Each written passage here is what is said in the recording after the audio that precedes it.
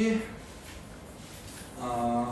Аз се радвам да се видиме с вас. Здравей, Ани! Днес съжалявам, че сме в малко камерен състав, което е много необичайно за мене. Такава е ситуацията. Явно хората нямат нужда да знаят за годеж, брак и сватба. Те много хора, между прочим, реагираха неправилно, че вече имат брак и примерно ако съм на 40-50 години, какво да слушам за брак. Аз затова се опитах да популяризирам анонсите последната седмица, че е важно дори за тия, които имат брак, да разберат същността, за да могат да подпомогнат своите дъщери, синове, внуци и да им дадат някакъв правилен подход. Но аз вярвам, че ще дойдат още хора.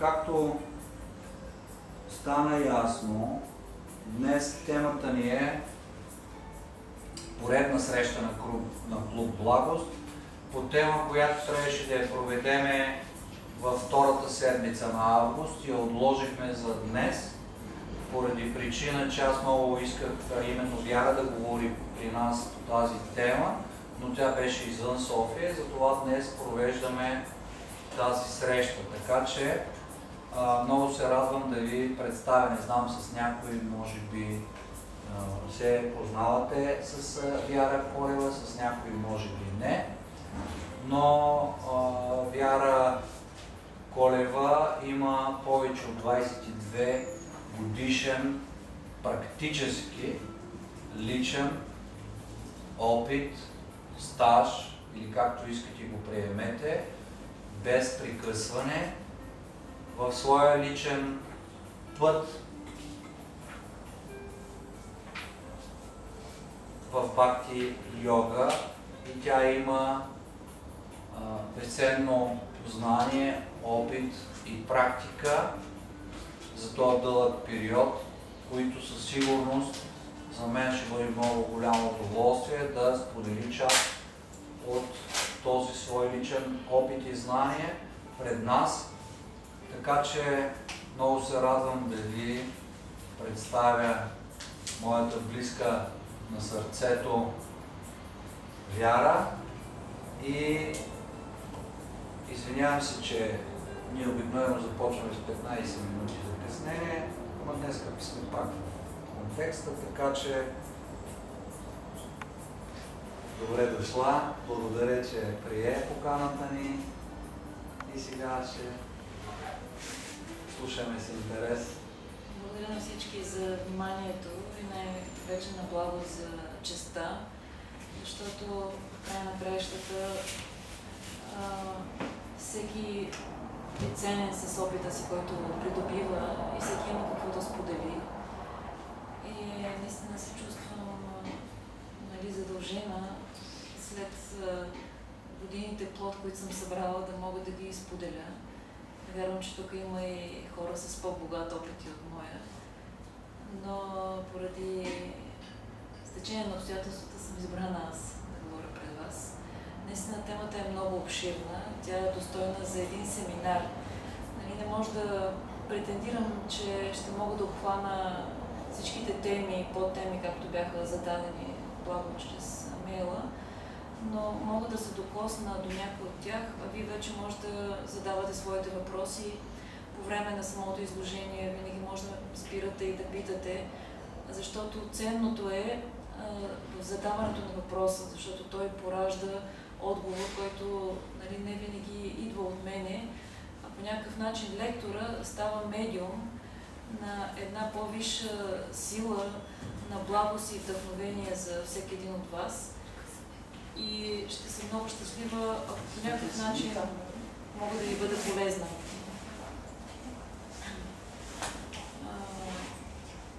Аз наистина през целия си живот съм поставила семейството на пиедестал и това е благодарение на моята майка, която също е на пиедестал. Тя винаги ме е вдъхновявала с примера си да имам здраво, стабилно семейство И вече 20 години сме с моя съпруг, отгледахме 2 големи деца. И вече сина ми на 18, дъщеря ми на 14. И в моите представи, нали, аз си мислех, че ще създавам едно хармонично семейство, нали, което ще бъде безпроблемно и винаги ще живеем на розови облаци. Но живота поднася изпитания, именно за да бъдем здраво свързани с земята, но никога да не забравяме небесата. И живеейки между тези две среди, ние се учиме да градиме стабилен живот и да осъществиме себе си. И тъй като семейството са нашите корени, там откъдето ние черпиме живот, сила, вдъхновение, подкрепа, затова това е много важно да бъде устойчиво. И въпреки всички катаклизми, аз отново се връщах към силата на семейството, към хармонията в него, към изграждането на една стабилна основа за моите деца.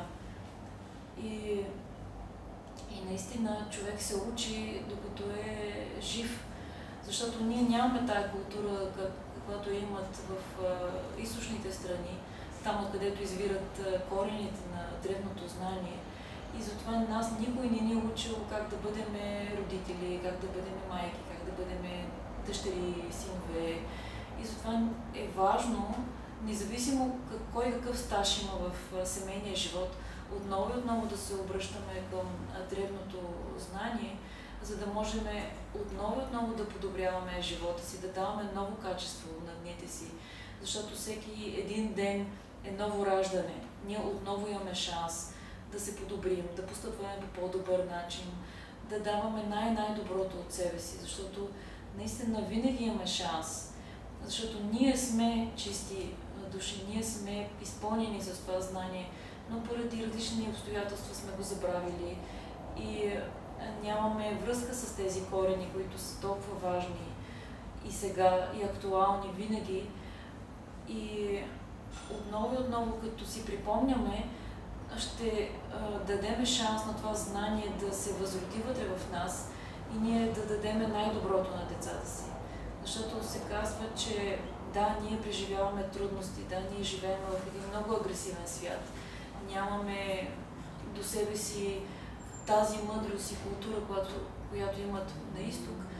Но въпреки това, аз много харесвам един пример на един уважаван от мен светец, който казва, че ние трябва да сме като портокала. Нали, колкото и да го мачкаме, колкото и го изтискаме, през каквито и трудности да минаваме, нали, портокала единствено и само дава портокалов сок. Тоест, той не дава горчивина, не горчава живота на другите, но трябва лошото, което имаме, ние да го преработваме и да разбереме, че това, което ни се случва е само за наше добро, а навънка ние да даваме плода на това страдание. Мъдростта, знанието, добротата и състраданието. Защото само така ние ще бъдем ценни за своите близки и ще дадем това, което е нужно на своите деца.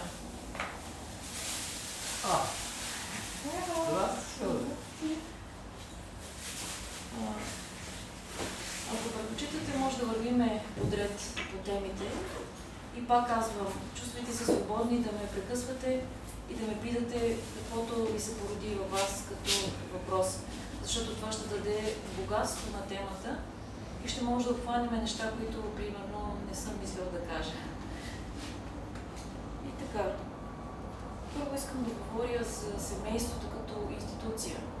Защото в днешно време еманципацията, свободата на жената в криво разбраната й посока е разрушила семейството като институция. Защото съвременните хора си мислят, че семейството е отживелица. И те живеят на принципа на свободното съжителство или така, както едно време се наричаше милиционерски брак.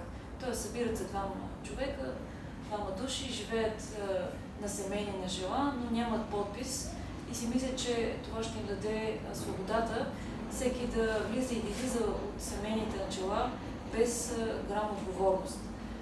В края на краищата това руши семейството, това руши стабилността връзката и това руши удовлетвореността. Защото човек е непълноценен, ако няма удовлетворение в живота си, защото той непрекъснато търси и си мисли, че ще намери удовлетворение с този мъж, с тази жена, и ако не ги намери в тях, търси друга и друга и друг, но в края на краищата човек върви във връзките с собствения си товар. И той няма удовлетворение или щастие в една връзка, именно заради собствения си товар. И не е причината в другия да бъде неудовлетворен. Човека е причината в самите нас, защото ние не сме удовлетворени, защото ние не знаем какво търсиме и ние привнасяме своите замърсявания, грешни концепции и ги проектираме върху другия. А в края на краищата всеки един срещу нас е огледало на самите нас. И това е начин ние да се погледнем какви сме. Нали, да видиме кое слагаме на първо място, собствения си егоизъм или грижата за другия. И в отношенията с другия човек, с хората, с семейството, ние можем да изграждаме себе си, да надрастваме своите слабости и да бъдем наистина едни истински, достойни човешки същества. И затова в древността семейството е била следващата стъпка в развитието на човека. Нали, тя не е била първата, нито е била и последната. Тоест, не е целта човек да създаде семейство, а човек е важно да премине през различните стадии на своя живот, за да достигне най-вътрешната си сърцевина, да разбере какъв е самия той, каква е целта на човешкия живот и да постигне целта отвъд. Според древните традиции има 4 стадия на живота. Нали, първо, човек се обучава. Това е стадий на поглеждане навътре в себе си и да видиме ние какви сме. Нали, точно тогава това е въпроса на обучение, да разбереме защо сме се родили като хора, защо има толкова много различни форми на живот, каква е целта на човешкия живот. И това е периода на обучение и в древните традиции това е период на въздържание. Тоест ние нямаме сексуални отношения, ние учиме, изучаваме писанията, споделяме. Тук съм си извадил някакви конкретни мисли за отделните неща, просто за помощ.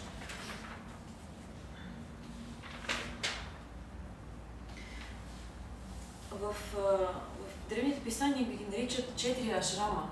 Като ашрам не се има предвид църква или религиозна обособеност, а това е място, където човек се развива. Просто представете си, че човек преминава през 4 къщи, или 4 планини, или 4 места, където той се обучава и се развива. Нали, първият ашрам или място, стадий на развитие, това е, както ви казах, периода на обучение. Или той се нарича брамачари. Това е период на въздържание. Човек се, както казах, се събира в себе си, изучава свещените писания, въздържа се от такива сетивни удоволствия, сексуални отношения, както казах, и живее прост живот. Нали, той може да бъде в група или просто това е юношеството на един човек. След това, естественият стадий, нали, той горе-долу върви до 25 годишна възраст, след което човек приема ашрама на семейството, т.е. събира се след като се е научил сам да учи, тогава се събира с още един да учат заедно, да си помагат, да си обменят, защото е различен пътят на жената, различен е пътят на мъжа. И в взаимното си споделяне те могат да се обогатяват един друг. И семейството е период на благотворителност, себеконтрол и извършване на жертва, на жертвоприношение, като жертвоприношение в много широк смисъл. И това е, както се казва, най-силната единица в обществото, семейството. Защото заедно ние се грижиме не само за своите деца, но и за семействата, за другите семейства, подпомагаме различни благотворителни каузи, което развива в нас щедрост и загриженост и себеконтрол. Т.е. ние се ограничаваме в семейните граници, не за да се лишим от нещо, а за да възпитаме стабилност, за да бъдем колониите на обществото, нали, като семейство, за да може да дадем и стабилност и правилни устои на децата си по-нататък. И защо жертви? Защото човек гради живота си в полза на другите, защото семейството, това е времето, в което ние събираме плодовете и те не са за нас, те са за другите. И ние ги жертваме за другите, за да може да бъдат подпомогнати другите в тяхното развитие.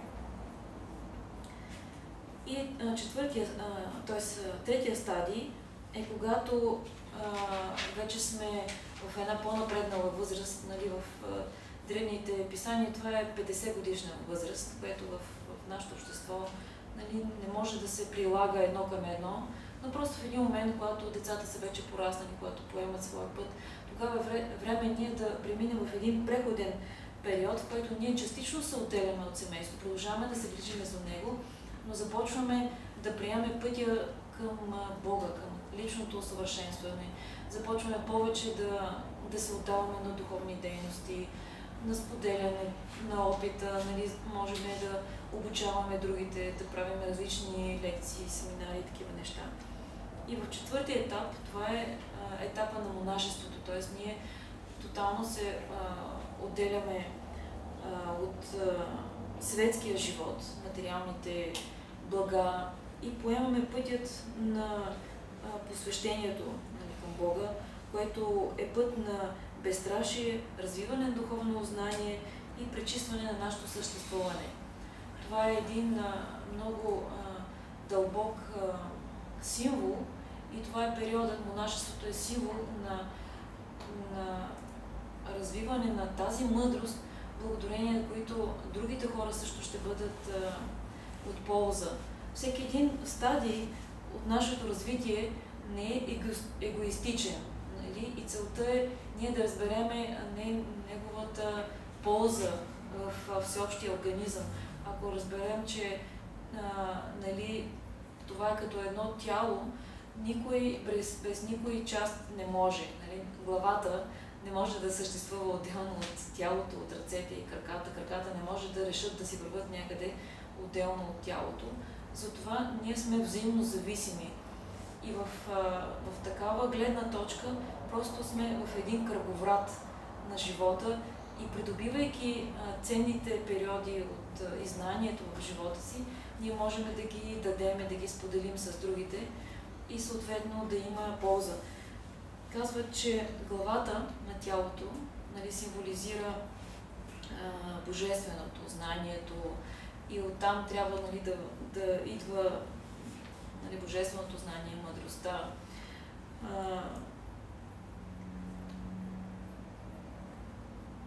Не си спомням точно, нали, отделните разпределения, но да речем тялото, това са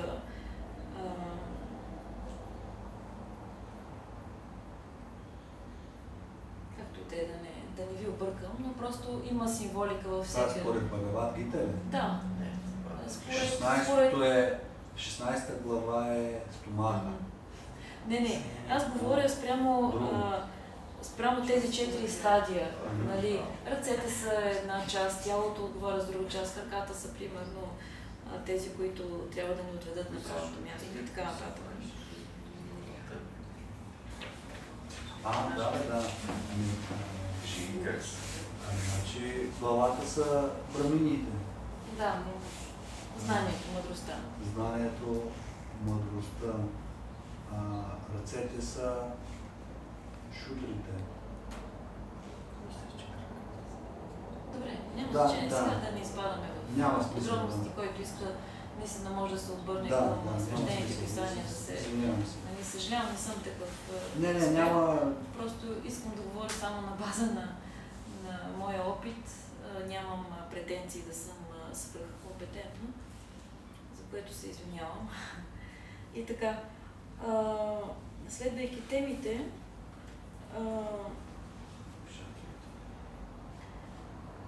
за да стигнем до първата тема, всъщност трябва да минем през другите две.